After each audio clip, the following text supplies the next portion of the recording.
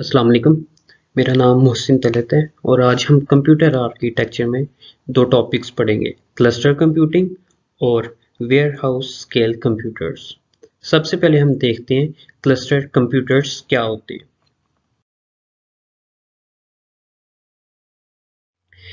Cluster का अगर हम देखें तो क्लस्टर सुनते ही हमारे माइंड में ये आता है कि ग्रुप्स, चाहे वो फिर क्लास का ग्रुप्स हो, कंप्यूटर का ग्रुप्स हो, लोगों का ग्रुप्स हो, गाड़ियों का ग्रुप्स हो, उसे हम क्लस्टर्स कहते हैं।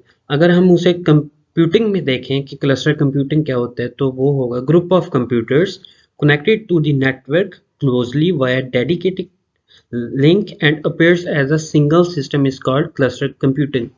ये कह रहा है कि ऐसे कंप्यूटर्स जो किसी खास नोड के थ्रू या किसी खास नेटवर्क के थ्रू आपस में कनेक्टेड हों उसे हम क्लस्टर कंप्यूटर्स कहते हैं। फॉर एग्जांपल अगर हम किसी लैब्स में जाएं, उधर जितने भी कंप्यूटर्स होते हैं वो किसी खास नेटवर्क के थ्रू किसी एक सर्वर पे कनेक्टेड होते हैं, उसे हम क्लस्टर कंप्यूटर्स कहते हैं।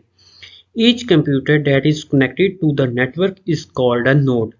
और जो कंप्यूटर किसी भी नेटवर्क के साथ कनेक्टेड होता है उसे हम नोड कहते हैं। इसे दूसरा नाम जो हम कह सकते हैं वो हेड नोड है।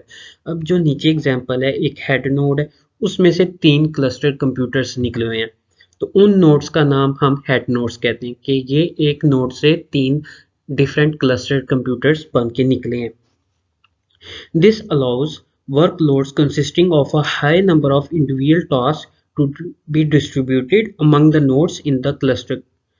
इनका जो मेन काम होता है वो जो लोड आता है या जो कोई हमारे पास प्रॉब्लम आती है उसको हर एक कंप्यूटर में इक्वली डिस्ट्रीब्यूट कर देते हैं ताकि लोड बरकरार ले, एक दूसरे पे लोड डिस्ट्रीब्यूट रहे और उसकी जो प्रोसेसिंग है उसमें कमी ना आए।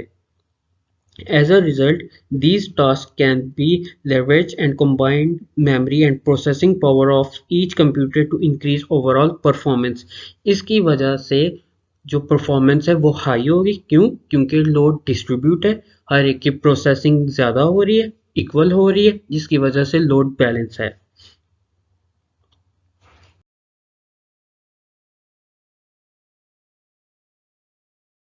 नेक्स्ट देखते हैं वाई क्लस्टर कंप्यूटर्स, के हमें क्लस्टर कंप्यूटर्स की ज़रूरत क्यों पड़ी, इसकी क्या वजूहात है।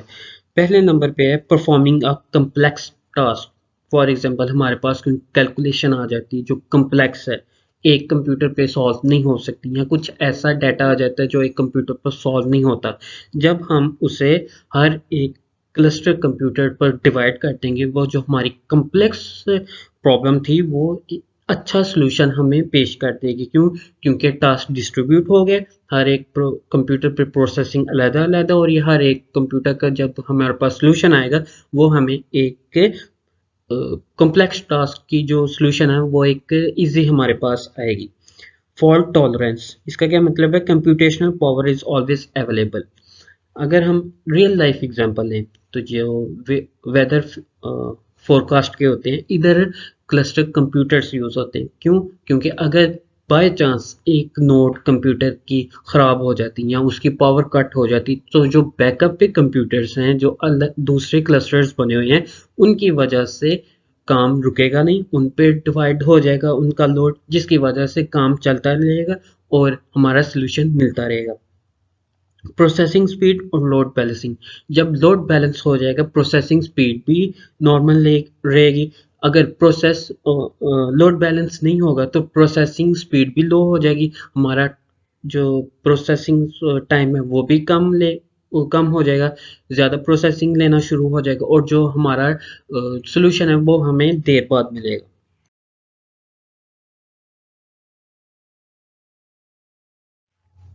नेक्स्ट देख लेते हैं टाइप्स ऑफ क्लस्टर्स। इसकी 3 टाइप्स हैं, cluster loading, high availability clusters, high performance clusters.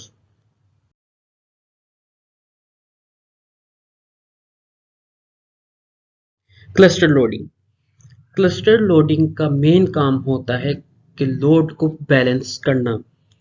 अगर फॉर एग्जांपल एक वेबसाइट है उसमें 1000 यूजर्स होने चाहिए, एक टाइम ऐसा आता है कि उस पे 10,000 यूजर्स आ जाते हैं, तो क्लस्टर लोड बैलेंसिंग जो है वो लोड को बैलेंस करना शुरू कर देगा। कभी एक नेटवर्क का लोड आगे भेज देगा, फिर दूसरे नेटवर्क का लोड आगे भेज देगा, फिर तीसरे नेटवर्क का लोड आगे भेजेगा। इस तरह करके लोड बैलेंसिंग करके लोड क्लस्टर जो है वो आगे बैलेंस करना, नेटवर्क को आगे डिस्ट्रीब्यूट कर देता है अपना लोड, जिसकी वजह से प्रोसेसिंग स्पीड भी ठीक रहती है, हमें टाइम भी कम लगता है प्रोसेसिंग करने पे, और हमें एक्यूरेट रिजल्ट मिलता है।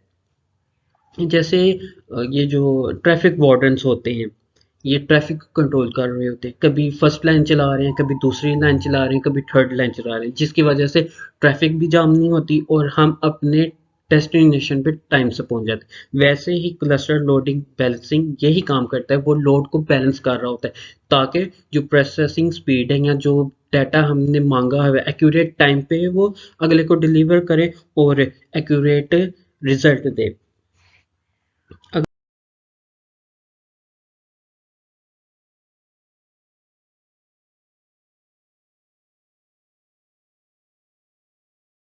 अगला देखें, high availability clusters.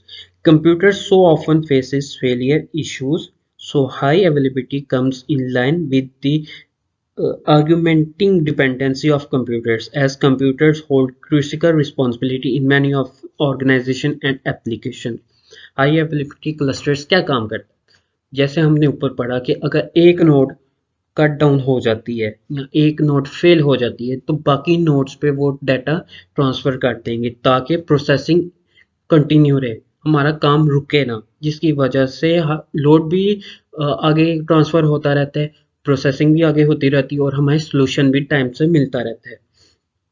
The basic idea in this form of cluster is that if a node fails, then application and the service can be made available to other nodes. वही बात होगी कि अगर एक नोड की पावर कट डाउन हो गई है या वो बंद काम करना छोड़ दिए, तो उसका काम जो है वो दूसरों पे ट्रांसफर कर दिया जाएगा ताकि हमारी प्रोसेसिंग कंटिन्यू रहे।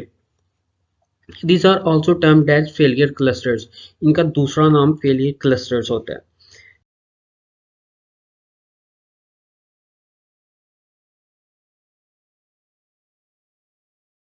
आगे है high performance clusters.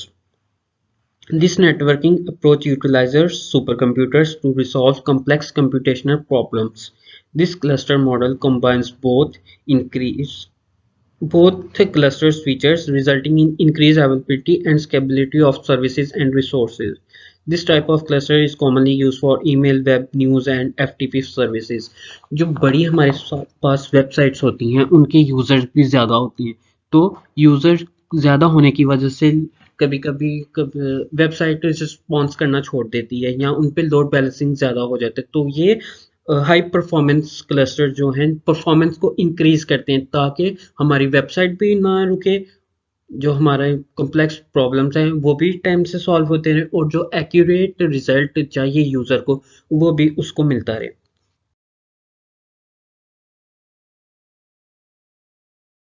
Advantages of cluster computing.